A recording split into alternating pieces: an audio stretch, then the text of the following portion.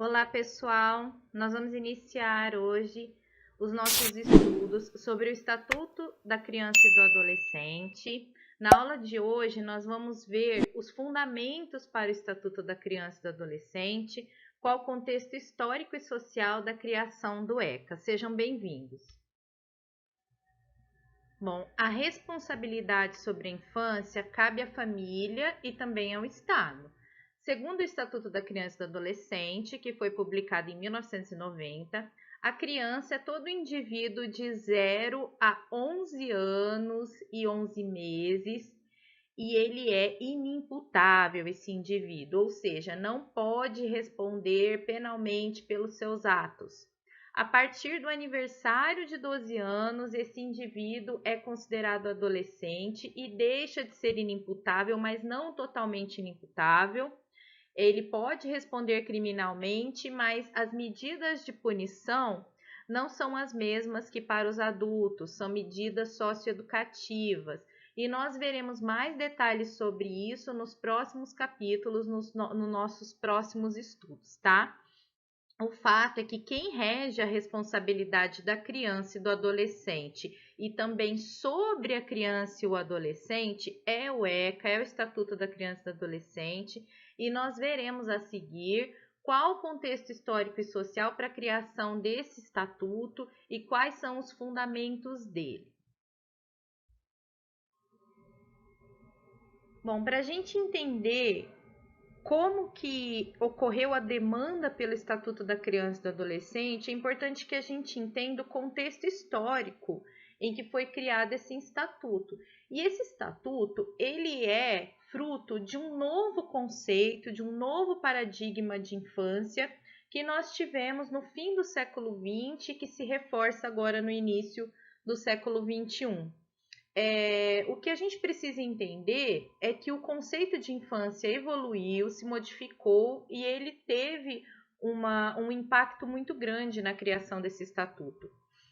Embora o tratamento dado à infância atualmente seja reforçado por um paradigma de estímulo ao desenvolvimento e à proteção da criança, ainda assim existem algumas diferenças dentro de uma mesma sociedade e comunidade, pois temos que levar em consideração os fatores familiares, o aspecto econômico, o nível cultural e educacional dos pais, as tradições e a religiosidade, entre outros detalhes que irão influenciar na criação, nos cuidados e na educação das crianças. Apesar disso, é preciso que haja uma lei que seja a mesma para todo o território nacional, mesmo com todas as diferenças que nós temos na criação das crianças, tanto dentro da sociedade brasileira, né, quanto em relação às leis internacionais que influenciam na criação de uma lei nacional. Se a gente pensar de uma forma histórica, nem todas as sociedades tratam a criança do mesmo modo, nem no período atual e menos ainda no passado, tá? Então eu vou começar a falar para vocês como que era o conceito de infância antes do atual. Eu não vou remeter a muitos e muitos séculos atrás, eu vou para a Idade Média, porque a história da Europa Ocidental durante a Idade Média foi a que mais influenciou o histórico brasileiro, né, e o contexto que a gente tem agora. Então, na Idade Média, a diferença de tratamento entre crianças e adultos era mínima, sabe? A criança ela era tratada como adulto, não havia um cuidado, não havia proteção. A gente entende esse conceito através dos documentos que ficaram, da literatura, tem muitas pinturas, tem diários de família e outras fontes históricas. E nós notamos que nesse período o conceito de infância era bem diferente do atual. Na verdade, ele nem existia, né? Não havia um conceito de infância. As pessoas não separavam o desenvolvimento humano entre infância, adolescência e vida adulta. A gente precisa lembrar que as condições de vida na Idade Média eram muito precárias, não havia tanta higiene, as pessoas não tomavam banho, as pessoas viviam amontoadas, principalmente as mais pobres, dentro de um mesmo cômodo, onde não havia um cuidado com a limpeza da casa, com a troca da roupa de cama. Então havia muitos ratos, muitos insetos, percevejos, insetos que transmitiam doenças, os ratos transmitiam doenças, tanto que eles ocasionaram a peste negra, que dizimou boa parte da população europeia nessa época. Os dejetos humanos eram jogados na porta de casa, todo mundo pisava, levava para dentro de casa, não havia a menor condição de higiene. E nem com adultos, nem mesmo com as crianças. Então, as crianças, elas morriam muito facilmente, morriam ainda bebês, ou então não alcançavam a vida adulta, morriam ainda crianças. Os casais tinham muitos filhos, não havia um planejamento familiar, nem um controle de natalidade. As pessoas viviam muito pouco por causa dessas condições precárias, não havia um cuidado com a saúde, né? Não havia nenhum comprometimento com a preservação da vida e em se viver mais. E as pessoas trabalhavam muito. Então, elas viviam mais ou menos até 40, 50 anos. E começavam a ter filhos muito jovens, né? As meninas, assim que menstruavam, elas casavam e começavam a ter filhos. Então, a idade reprodutiva da mulher era muito longa e por isso elas tinham muitos e muitos filhos, mas nem todos sobreviviam. E essas crianças não tinham o menor cuidado, eram vestidas com roupas de adulto. Assim que elas tinham alguma força, elas começavam a ajudar ali na casa, como a gente vai ver.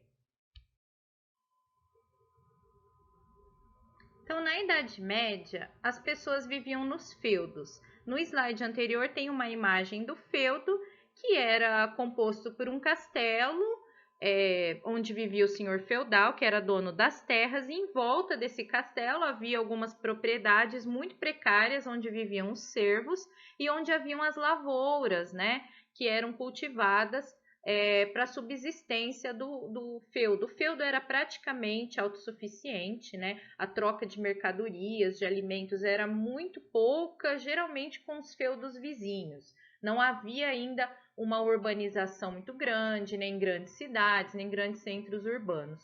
Então, a Idade Média ela foi caracterizada principalmente por isso. A influência da Igreja Católica era muito grande, eles dominavam a Europa da Idade Média, a influência deles sobre os senhores feudais era muito forte, tanto que muitos filhos, né, principalmente os filhos mais velhos dessas famílias, eram enviados ao clero para se tornarem padres e subirem na escala do clero para cardeais e até mesmo papa, né? Havia essa ambição entre as famílias mais ricas. Então, até a educação dos filhos dos senhores feudais cabia somente à igreja. Então, o senhor feudal ele tinha um poder quase que ilimitado sobre os seus servos, ditando regras e leis próprias. Cada feudo tinha suas próprias leis.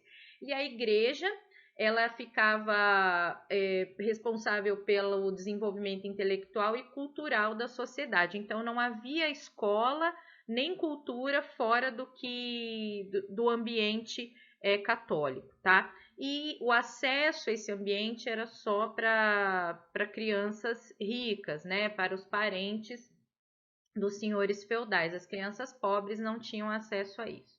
Então, nessa época, a criança ela era considerada um pequeno adulto, ela trabalhava em casa desde muito cedo, e assim que ela tivesse força física, ela era encaminhada a outros ofícios, né? Se o pai fosse, por exemplo, um marceneiro, ela poderia ser marceneira, mas também ela poderia trabalhar como ferreira, aprender o ofício de ferreiro, ou trabalhar na lavoura, enfim, mas aí ela viveria com a família cujo patriarca dessa família exercia aquele ofício. Então ela saía da família dela. Não havia proteção intelectual nem física, então não havia um cuidado para não abusar emocionalmente das crianças, elas eram tratadas assim como adultos mesmo. As famílias tinham muitos filhos, como eu já disse, e elas ansiavam para que estes crescessem depressa para poderem realizar mais tarefas. Porém, devido à falta de cuidados, de atenção e às péssimas condições de higiene da época, muitas crianças morriam ainda bebês. A taxa de mortalidade infantil era muito alta. As que chegavam aos 7 anos, elas tinham aí uma mudança na vida, né? As crianças mais pobres eram colocadas em outra família para aprender ofícios, enquanto as crianças ricas teriam uma educação apropriada ao gênero e classe social. Ou seja, o que quer dizer isso? Que as meninas, né, o gênero, dependia muito do gênero. As meninas, elas tinham tutoras que lhes ensinavam dotes femininos, aprendiam francês, aprendiam bordado. Eu digo francês porque era uma língua muito influente na época, né? Ou então inglês, né? Elas aprendiam bordado, aprendiam a se comportar, regras de etiqueta, de elegância, aprendiam a costurar, a se maquiar, a se vestir bem, a fazer o cabelo, coisas que eram consideradas de mulher. Enquanto que os meninos, eles tinham um tutor para aprender as disciplinas como a aritmética, um pouco de ciências, tinha aula religiosa para ambos os gêneros, lógico, né?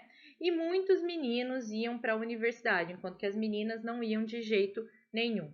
E enquanto que as crianças pobres, elas eram encaminhadas para aprender ofícios. As meninas, ofícios do lar e ofícios relacionados ao que a mulher conseguisse desempenhar, né? Lavar roupa, limpar. Muitas trabalhavam no castelo, né? Isso já era um avanço na vida da criança mais pobre, porque no castelo, mesmo sendo uma serva ainda, essa criança teria um cuidado melhor, se alimentaria melhor, né? E poderia descansar um pouco mais. Mas, resumindo, a criança não criava laços familiares, né? Muito cedo ela perdia o contato com os pais e com os irmãos, né? E os laços familiares não se fortaleciam. Inclusive, muitas crianças que iam para o castelo iam bem pequenas para executar serviços no castelo, né? E acabavam ali amparadas e tutoriadas pelas senhoras, né? Pelas esposas dos senhores feudais ou pelo próprio senhor feudal e não tinham mais nenhum contato com a família. Não havia, então, um fortalecimento muito grande nos laços familiares, nem nas famílias ricas, nem nas famílias pobres. Bom, e a Idade Média dura bastante tempo, mas ela vai se enfraquecendo porque aí começa o mercantilismo. O mercantilismo é uma espécie, um período em que os países europeus, principalmente Espanha e Portugal, Itália, que são os países que têm mais contato com o mar, começam a ter uma grande vontade assim de explorar o mundo. Por quê? Para ampliar suas relações comerciais. Eles já tinham relações comerciais com as Índias Ocidentais, né, com o Oriente, porque eles compravam produtos, especiarias, tecidos, enfim, uma série de coisas, eles trocavam bastante mercadorias e eles querem expandir, eles querem dominar o mar, porque um compete com o outro, né? A Espanha com Portugal, com a Itália, principalmente. Depois, mais tarde, a Inglaterra.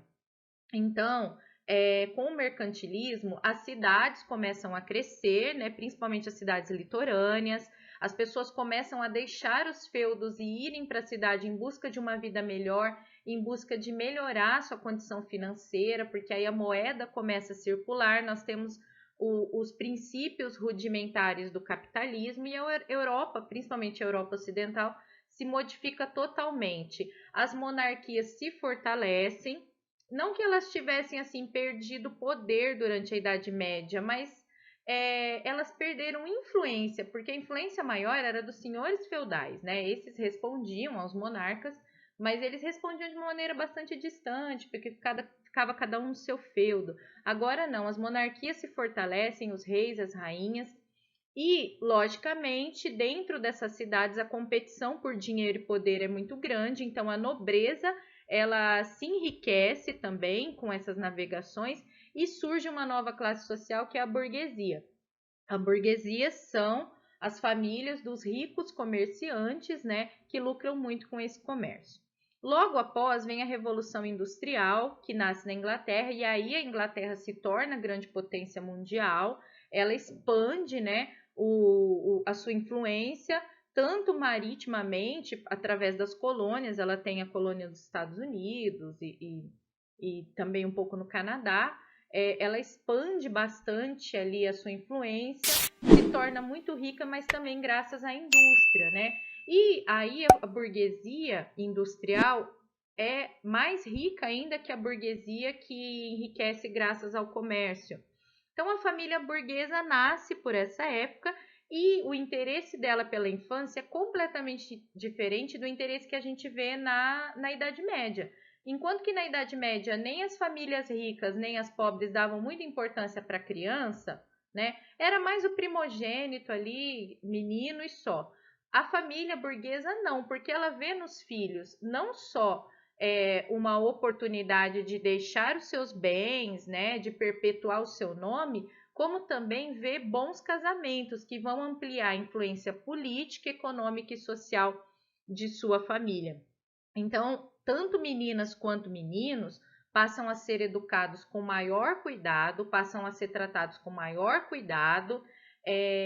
O cuidado se amplia, não é só mais uma questão de higiene, uma questão de saúde física, é uma questão de vestuário, de ostentação, de bons cursos, de boas escolas, de aprender boas maneiras, de adquirir cultura. Por quê? Porque a burguesia ela anseia por um status social que até então só a nobreza tinha.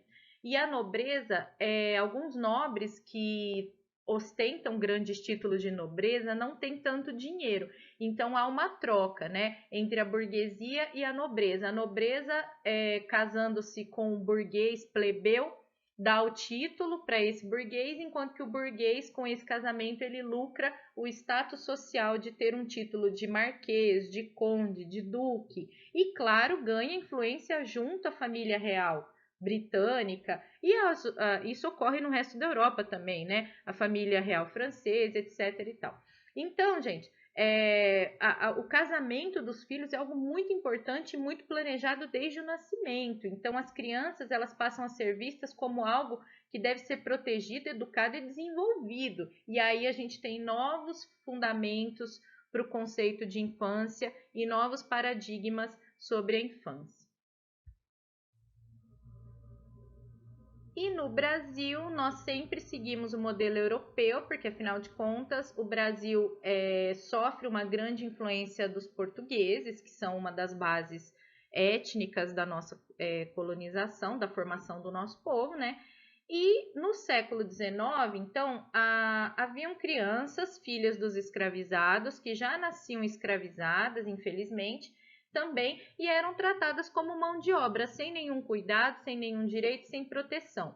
Os filhos das famílias pobres, o tratamento não era muito diferente também, excetuando que eles tinham liberdade para ir e vir e tinham um ou outro direito.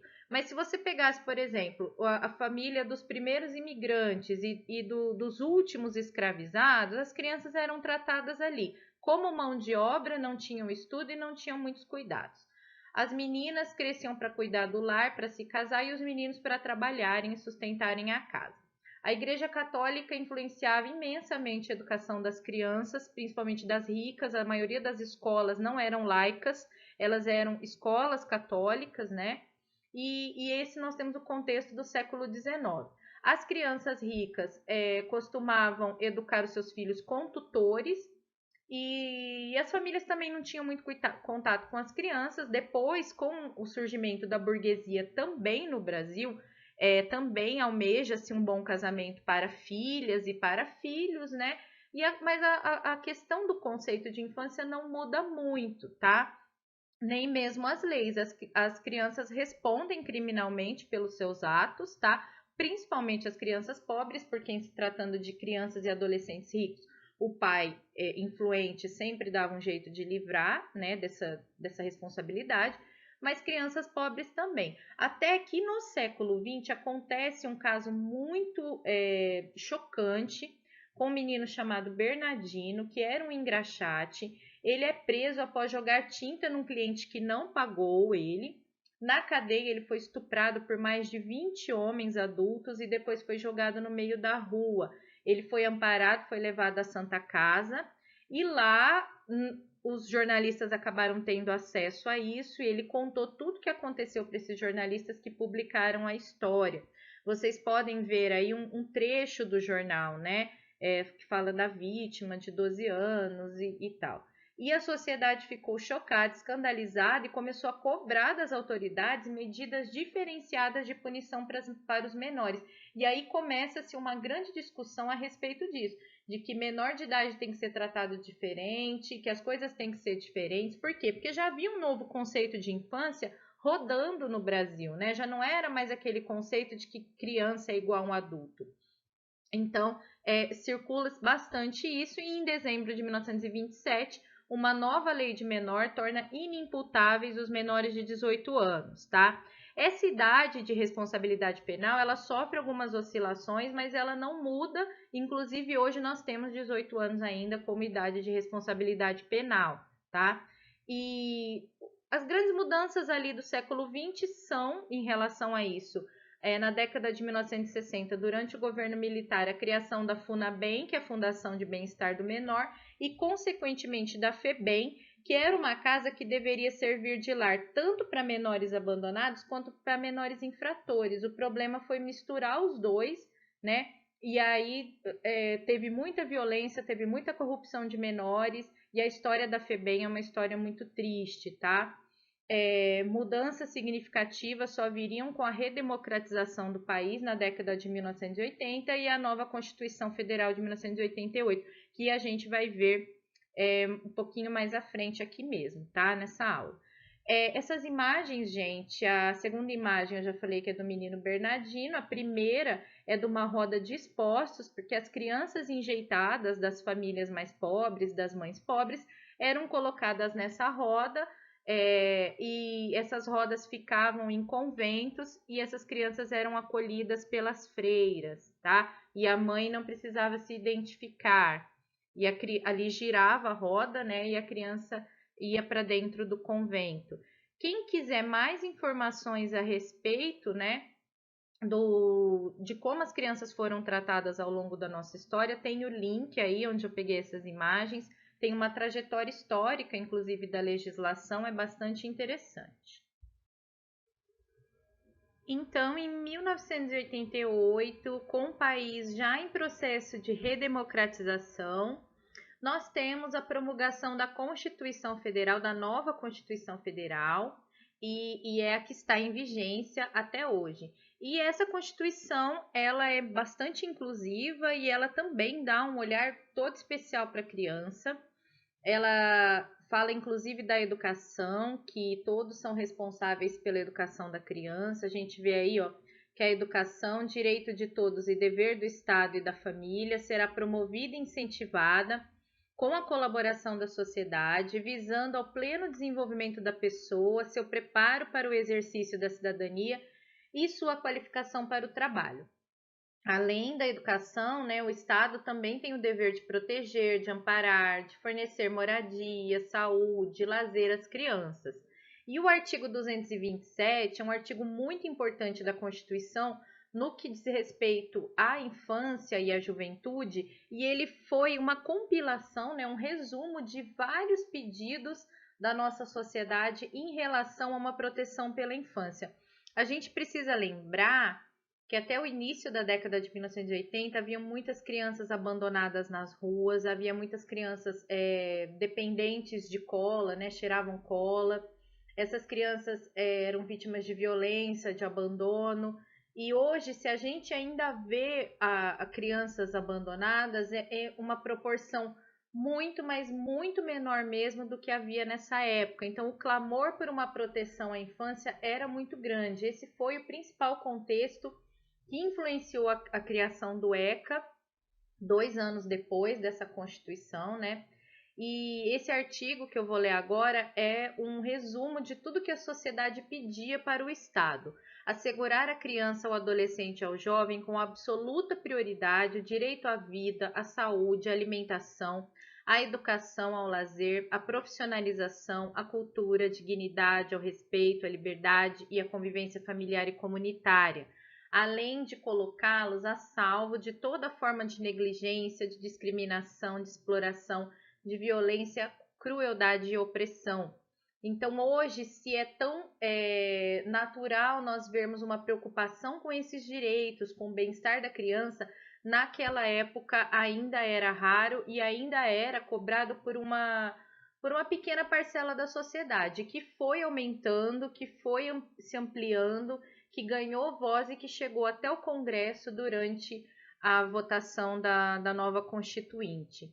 Quem quiser saber um pouco mais do que aconteceu nessa época, que foi uma época de bastante efervescência, não dá para se aprofundar tanto aqui, pode acessar esse link aí, a criação da Constituição Federal. Nós temos a foto aí do Ulisses Guimarães, que foi assim um símbolo, virou um símbolo, né, da promulgação dessa Constituição, inclusive está com ela na mão aí na foto.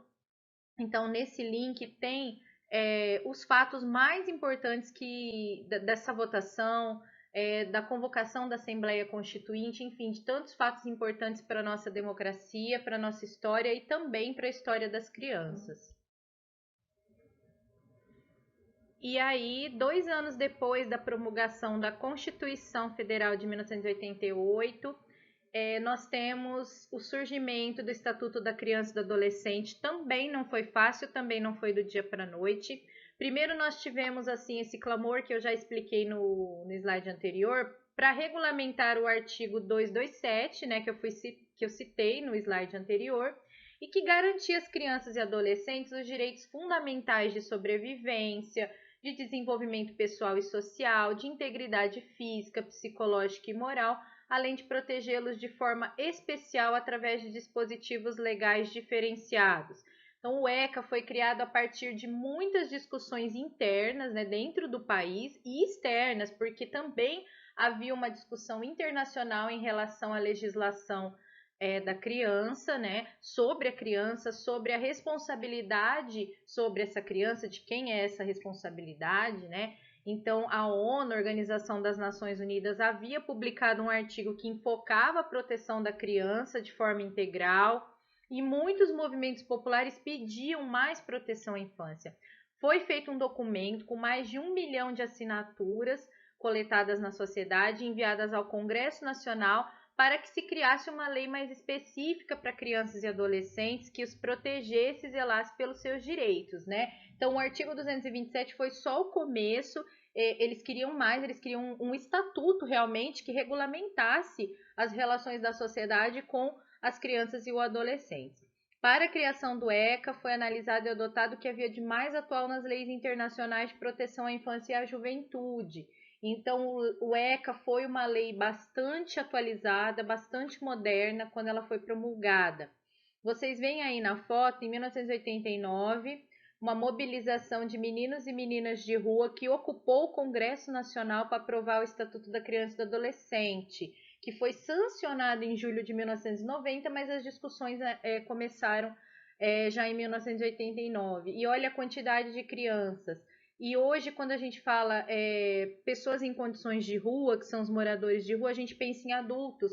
Agora, pense numa população de igual proporção, só que de crianças, e crianças muito pequenas, crianças de 3 anos, de 4 anos. Hoje é mais difícil, é mais raro a gente ver isso, graças a uma evolução que a sociedade passou, e um dos pilares dessa evolução foi o Estatuto da Criança e do Adolescente. E aí, beleza? Fernando Vale aqui. Tô passando só para lhe dar um recado bem rápido para você que acabou de ver essa aula e que gostaria de assistir as outras aulas desse curso. Bem, é bem fácil. Basta você clicar no link que está na descrição desse vídeo ou acessar www.novacursos.com.br. Fazendo sua matrícula no nosso site, você tem acesso a todas as aulas do nosso curso e mais centenas de outros cursos, além de fazer avaliação, e caso você queira, você pode adquirir o certificado por apenas R$ 29,90. Então, esse foi o recado que eu queria dar e aguardo você no nosso site e aguardo sua matrícula. Um abraço.